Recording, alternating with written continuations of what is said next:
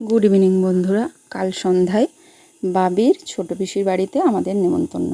রাবণের গোষ্ঠী থেকে মেয়ে বিয়ে করলে এই হয়, একসাথে 10 জন মিলে খেতে চলে গেছি আমাদের ফুল ফ্যামিলি।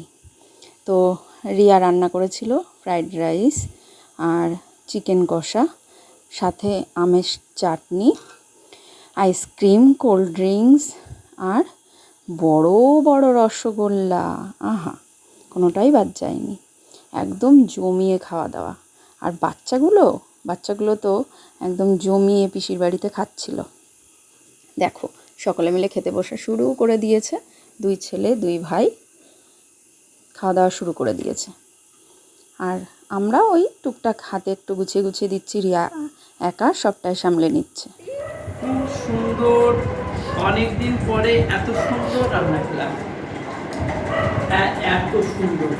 এই তোরা বল কিছু। খুব সুন্দর রান্না, বুঝতে পারছেন না? একদম সুন্দর রান্না হয়েছে। ওরা নীরবে খাচ্ছে, তার মানে অনেক ভালো হয়েছে, এটাই বুঝতে হবে।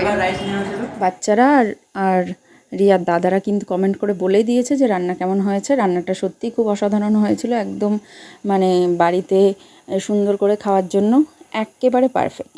তো সবাই মিলে ভীষণ মজা করলাম, ভীষণ মজা করে সন্ধ্যের থেকে একদম রাত 12টা পর্যন্ত কাটিয়েছি। তো আজকের মিনি ব্লগ এইটুকুই, পরে আবার দেখা হবে অন্য কোনো সময়।